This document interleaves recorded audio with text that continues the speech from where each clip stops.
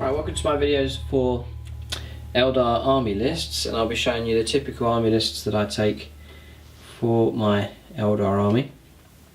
And I've been using Eldar for about 4 or 5 years now, and loads of different combinations for lists, so it's based on experimentation.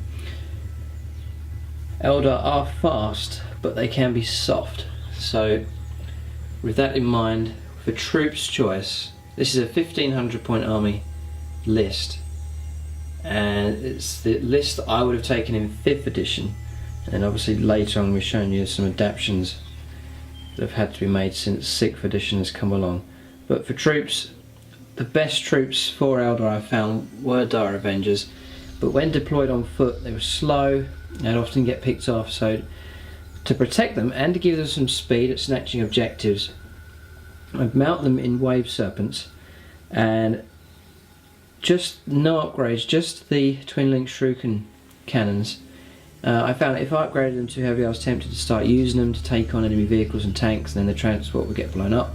So they're designed to stay out of trouble, to stay in reserve, hide behind buildings, and then to zoom over and capture objectives. Now in 5th you could do that at a long distance, you could zoom right up to an objective and take it, but now obviously in 6th you have to deploy.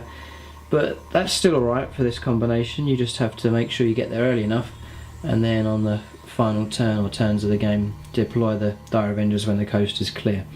So that's for basic troops, and that keeps the costs right down. It's just 60 points for 5 Dire Avengers, no upgrades, and then just a flat 100 points for the transport. So 160 points gets your troops and transport protection there. So that's the 2 troops choice in the 1500 point army. Now here's really my a lot of my punching power in the army. Avatar on the left there, I found to be very handy. 12-inch range, everyone's fearless for the Eldar, which is good. He has anti-tank capability, he's able to take on armoured infantry, and for points cost he's not too bad at all. So he's in there to make him my warlord, so he's hard to kill, and that's another HQ choice taken up. Then in this 1500 point force I would take 10 striking scorpions, with the X-Arc there with Scorpion's Claw, and they would be upgraded with the Stalker ability so that they are able to, or Shadow Strike, sorry, so that they are able to infiltrate or flank. And in the old 5th edition I'd flank them and often be able to get into assault the moment they turned up. But now in 6th you have to be a bit more sneaky with them, just sneak them on somewhere, move them up into position, and then assault later on. And then Eldar, as I said before, are a soft army. Their infantry aren't particularly tough, that toughness 3. So to boost up the toughness in my army, not only the Avatar, but I would take 3 Wraith Lords. And they're effectively 3 tanks with 3 wounds each. I'd give them the Bright Lance upgrade, each of them, so they're able to snipe at tanks with that ballistic skill 4, which is good. So at distance they're effective. And then give them the sword, each that they reroll misses in combat, so they're versatile. I can use them to defend a position and shoot enemy vehicles and tanks and monstrous creatures, and then if they are attacked, unlike a tank that can't really fight back, they can fight back, and they're extremely tough. Good armor save, extremely good toughness, and pretty good in close combat. So I'd use those. Can use them aggressively, just to slow advance towards the enemy, shooting as they go, or defensively I'll use them to protect objectives and to hold ground. And they're good for area denial. If you march those forwards, the opponent's usually isn't going to come towards you, so you're able to hold the opponent right back and keep them away from your objectives. Right, the final part of my force, for HQ I'd take Prince Uriel. I add him to a unit of fire dragons. Just 6 of them, with the X-Arc upgrade there, Fire Pike, Tank Hunters, and not too bad in points. If you can deploy them near a vehicle, they're pretty much guaranteed to take it out. The Fire Dragons do their work of taking out the vehicle. They then protect Uriel from incoming fire, and then Uriel charges a unit, a vehicle, a unit, whatever on the next turn. And then Uriel could serve as a protection for the fire dragons as well if they're charged. And then to protect them and to get them to where I want them to be on the battlefield, I will take a wave serpent, no upgrades, just the twin linked shuriken cannon. So that's my elite force there. So that's my 1500 point Eldar army.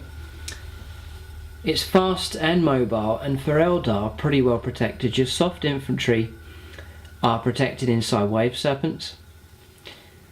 The scorpions are outflanking, so they're protected, they're kept in reserve, and then the things that are deployed, the Wraith Lords and Avatar, are some of the toughest units that you can field. So highly mobile, effective in combat, and for Eldar pretty tough.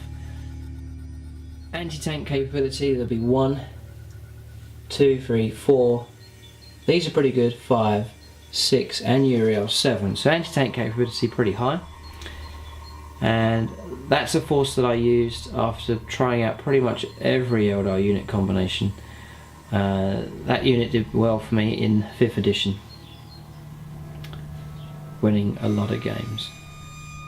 Right, one variation that I've done on the 1500 point army, in adapting more to 6th edition, I can play around with the troops choice a bit more. You drop one of the Wave Serpents and Dire Avengers, and with the points you're able to take 2 units of jet bikes. And Eldar jet bikes now are extremely fast in the game, so for objective grabbing they'd be excellent to use. Pretty cheap in points, extremely fast, quite tough, but again I would keep them in reserve, keep them out of trouble, and when the coast is clear, when the rest of these units have done their work in the game, then I would zoom these guys in and snatch objectives with them towards the end of the game. So that is an effective unit combination for the Eldar there. Another variation on the 1500 point army is to drop the Wave Serpent transport and the 5 Dire Avengers and instead take Pathfinders. They're pretty effective, and with the Avatar, if you keep them on an objective and then the Avatar nearby in defence, then he'll make them fearless as well, so the opponent will have to wipe them out in order to destroy them. And they're pretty good for holding on to an objective, and they'll sit there and snipe away at enemy targets. Not the main choice that I would have, but that's another option that you can do. But you'll notice that it shrinks the army down a fair bit, but still a pretty effective choice to take.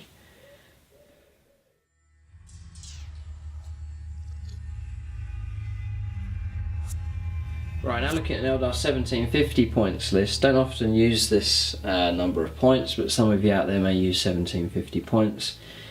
For troops, just a bit of a change around, keeping some flexibility and protection there with the Wave Serpent and the Dire Avengers, and then swapping up one of those for 2 units of Rangers, so not quite as effective as the Pathfinders, but 2 units of Rangers. That's 2 more troops choices.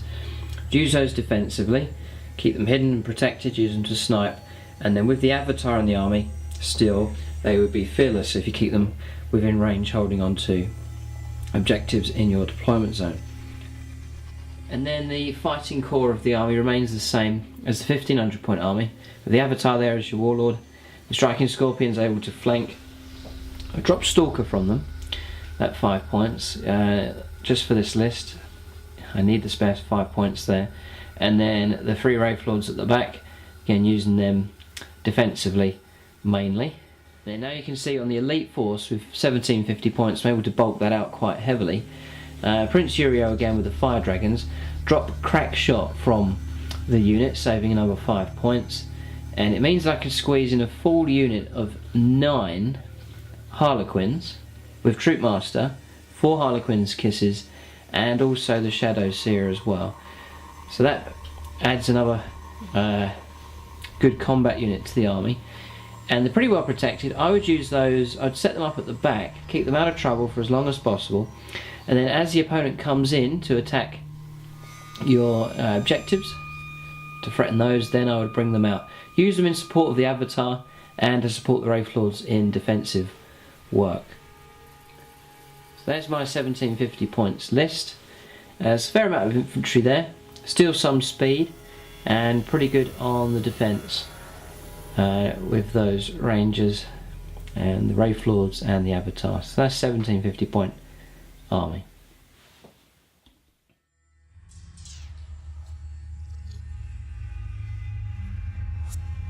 Right, this is the list for an 1850 point Eldar army.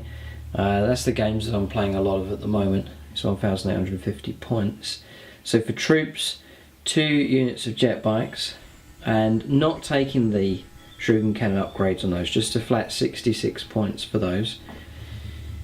And then 1 unit of Dire Avengers protected inside the Wave Serpent as a third troops choice. So 3 troops choices, all of them very fast and pretty well protected, but they're just for objective grabbing towards the end of the game, to be kept in reserve and kept out of trouble.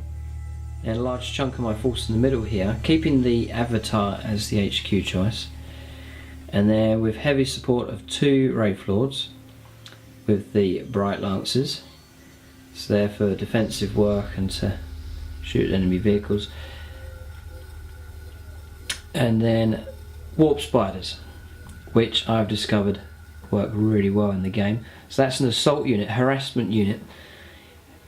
I would use them against mechanised armies. I would coordinate and attack the rest of the force moving in, see the Wave Serpents flying out, the flanking Scorpions, and then jumping in often behind enemy vehicles, behind Rhinos and Chimeras, or even heavily armoured vehicles like the Russes.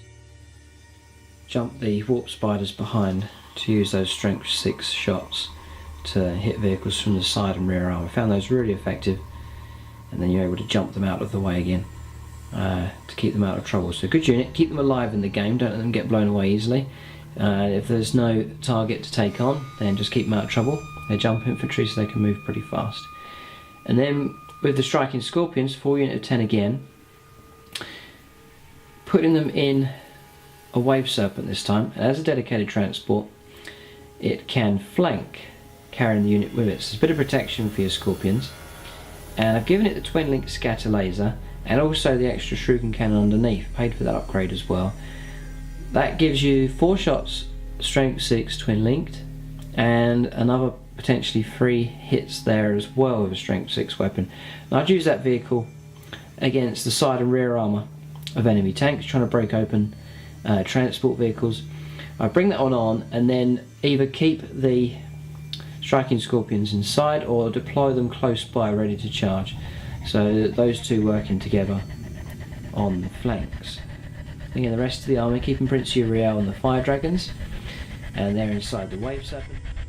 And then the unit of Harlequins, 4 Harlequins Kisses, Troop Master, Shadow Seer, but also enough points, 20 points to get 2 fusion pistols, just add a little bit more anti-tank capability to that unit. So there's my 1850 points list for Eldar. That's a fair spread of stuff, pretty well protected, pretty mobile, pretty fast, some good strike capability there. So you're trying to add speed to the Eldar, which the Eldar have, and then to compensate for that weakness in their toughness, then you're protecting your softer stuff in the transport vehicles, and you are coming on deep striking or flanking to also give further protection as well. So that's a pretty effective list that I've got. The only weakness is anti-aircraft.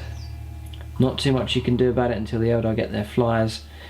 The twin linked Wave Serpents, that gives you twin linked at strength 6, handy enough against flyers there. So there's one method you can use to try and stop their anti-aircraft, and also the 2 Bright Lances on the Wraith Lords. You can fire those up in the air, hoping for 6s with a strength 8 hit also.